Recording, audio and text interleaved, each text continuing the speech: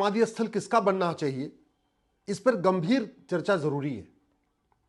क्या उस व्यक्ति का सम्मान होना चाहिए जिसके 10 वर्ष के कार्यकाल में 10 लाख करोड़ का घोटाला हो गया, 70,000 करोड़ का कॉमनवेल्थ घोटाला, 1,76,000 करोड़ का 2G घोटाला, 1,86,000 करोड़ का कोयला घोटाला। अगर आप पूरा देखें 2004 से 2014 तो लगभग 10 लाख करोड़ का घोटाला हुआ और भी बहुत सारे घोटाले हुए।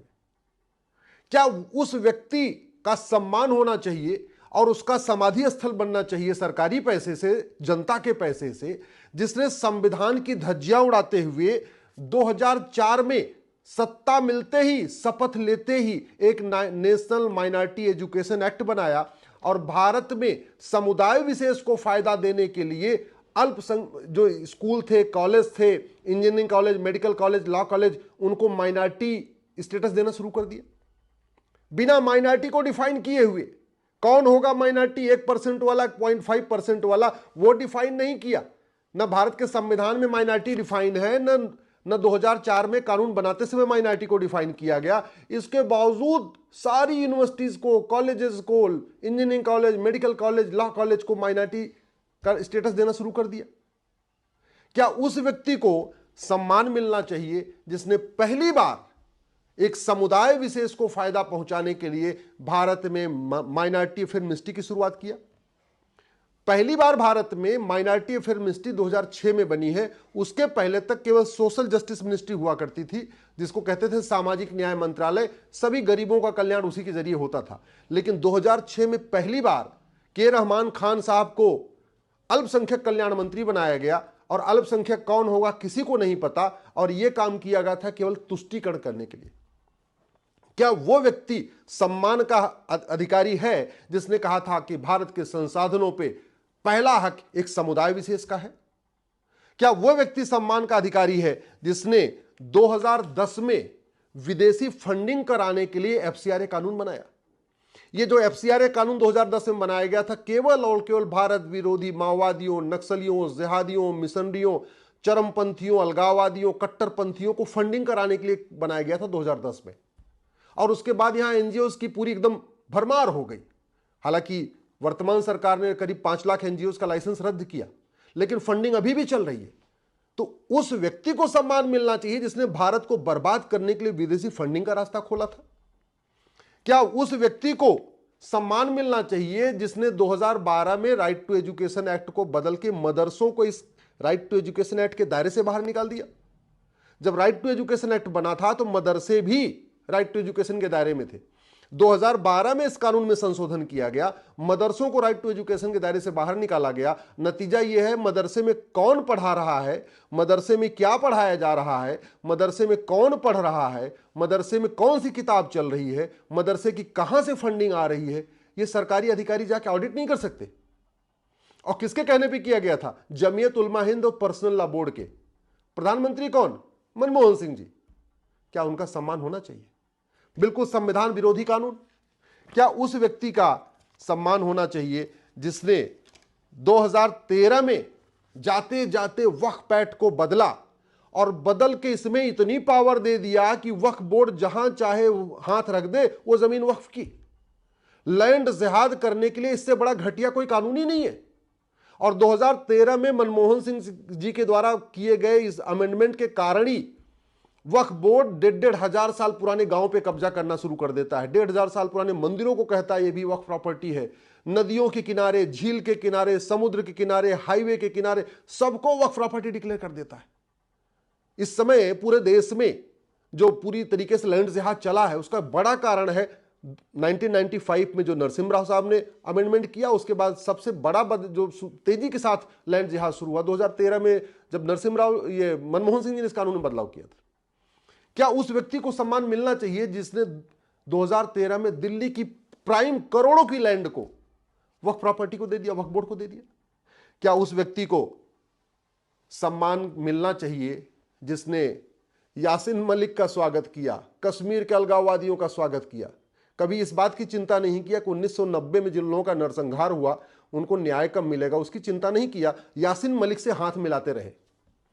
क्या उस व्यक्ति को सम्मान मिलना चाहिए जिसने 1984 में सिख दंगों में जो लोग मारे गए थे उनके परिवार को न्याय दिलाने के लिए कोई प्रयास नहीं किया? 10 साल प्रधानमंत्री थे, खुद भी सिख थे, पूरे देश में 1984 में सिखों का नरसंहार हुआ था, लेकिन केवल प्रधानमंत्री बने रहने के लिए कभी उन्होंने सिख नरसंहार में सजा दिलाने का कोई प्रयास नहीं किया।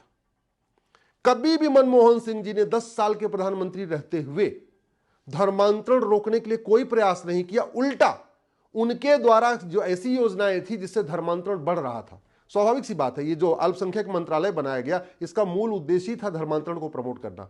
अल्पसंख्यक मंत्रालय का बजट जितना ज्यादा होगा धर्मांतरण उतना ज्यादा होगा, क्योंकि मान लो कोई आदमी हिंदू है तो उसको 5 योजना मिल रही है, अगर वो कन्वर्ट होकर क्रिश्चियन बन जाएगा, मुस्लिम बन जाएगा तो उसको 50 योजना मिलती है। तो स्वाभाविक सी बात है ये पूरा मंत्रालय बनाया गया था धर्मांतरण प्रमोट करने के लिए।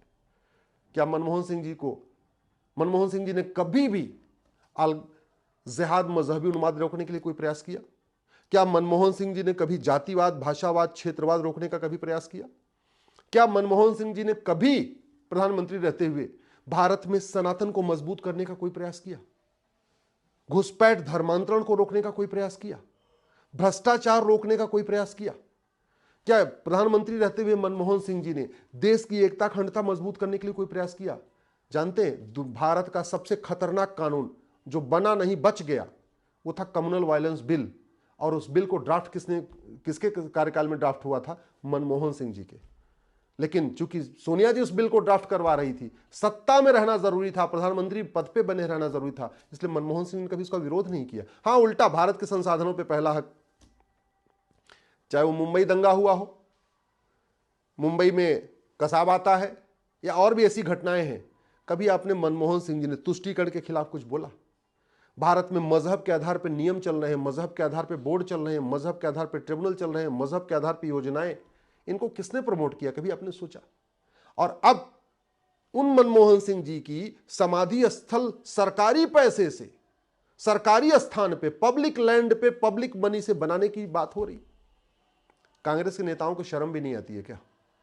जिस मनमोहन सिंह जी को यूज करके उन्होंने पूरी सनातन को खत्म करने की प्लानिंग किया था, अब उन्हीं मनमोहन सिंह जी के समाधि स्थल बनाना चाहते हैं। ठीक है, समाधि स्थल बने, लेकिन कम से कम इस बात की चर्चा होनी चाहिए कि किसकी समाधि स्थल बनना चाहिए, किसकी नहीं बनना चाहिए, क्या उन्होंने वास्तव में कार्यकाल किया। सच्चाई तो यह है कि 10 साल में कम से कम 100 बार उन्होंने संविधान की धज्जियां उड़ाई थी। 10 साल में मनमोहन सिंह जी ने 100 बार संविधान विरोधी कानून किया था। कई कानूनों को तो मैंने खुद भी चैलेंज किया हुआ है, लेकिन इस बात पे अब निष्पक्ष चर्चा होनी चाहिए। प्रत्येक प्रधानमंत्री के कार्यकाल पे क्या हो रहा है, इस पे निष्पक्ष चर्चा जरूरी है। भाषण क्या दे रहा है व्यक्ति वो इंपॉर्टेंट नहीं है, काम क्या कर रहा है वो इंपॉर्टेंट है। इसलिए समय आ चुका है कि किसी भी प्रधानमंत्री को भारत रत्न दिया जाए, किसी व्यक्ति को भारत रत्न दिया जाए, या उसका सम्मान किया जाए, या उसका समाधि स्थल बनाया जाए, तो उसके कार्य का लेखा जोखा होना चाहिए और निष्पक्ष उसकी समीक्षा होनी चाहिए। यदि आप प्रधानमंत्री हैं और भ्रष्टाचार के खिलाफ कठोर कानून नहीं बना रहे और भ्रष्टाचारियों को संरक्षण दे रहे हैं, आप खुद भले भ्रष्टाचार नहीं कर रहे हैं, इसका मतलब आप खुद भी भ्रष्ट हैं, नैतिक रूप से भ्रष्ट हैं। चलिए, आर्थिक रूप से भ्रष्ट नहीं है तो नैतिक रूप से भ्रष्ट है। यदि आप प्रधानमंत्री हैं, आपके पास शक्ति है, आप अपराध रोक सकते हैं, धर्मांतरण रोक सकते हैं, घुसपैठ रोक सकते हैं, लेकिन आप चुपचाप बैठे हुए हैं, शांत होकर देख रहे हैं, इसका मतलब आप घुसपैठियों के समर्थक हैं, मिशनरियों के समर्थक हैं, जिहादियों के समर्थक हैं। यदि आप प्रधानमंत्री हैं और आप कानून को नहीं बदल रहे भारत को सुरक्षित करने के लिए, इसका मतलब आप चाहते हैं कि भारत असुरक्षित हो जाए। यदि आप प्रधानमंत्री हैं, आपके पास पूरा अधिकार है, पूरी शक्ति है, आप नियम कानून को बदल के भारत में घूसखोरी, कमीशनखोरी, जमाखोरी, मिलावटखोरी खत्म कर सकते हैं, कालाबाजारी खत्म करवा सकते हैं, नशा तस्करी खत्म करवा सकते हैं, मानव तस्करी खत्म करा सकते हैं, लेकिन आप शांत बैठे हैं, इसका मतलब आप चाहते हैं कि नशा तस्करी से भारत बर्बाद हो जाए, मानव तस्करी चलती रहे, सब घुसपैठ भी चलती रहे, धर्मांतरण भी चलता रहे। अगर आप सक्षम हैं, आप प्रधानमंत्री हैं और फिर भी आप शांत होकर बैठे हुए हैं, गुडी गुडी खेल रहे हैं, केवल वोट की खातिर, केवल सत्ता पे बने रहने के लिए, तो आप सम्मान के अधिकारी नहीं हैं। आपका समाधि स्थल नहीं बनना चाहिए, सार्वजनिक स्थान पे तो बिल्कुल नहीं बनना चाहिए, सार्वजनिक पैसे से बिल्कुल नहीं बनना चाहिए। मेरा मानना है सम्मान उसी व्यक्ति का होना चाहिए जिसने पूरे जीवन भर सम्मान योग्य काम किया हो। तुष्टीकरण करने वालों का, भ्रष्टाचारियों का समर्थन करने वालों का, आतंकवादियों, जिहादियों, माओवादियों, नक्सलियों का समर्थन करने वालों का न सम्मान होना चाहिए, न उनको किसी भी प्रकार का अवार्ड, चाहे पद्म भूषण हो, चाहे विभूषण हो, चाहे भारत रत्न, ये नहीं मिलना चाहिए।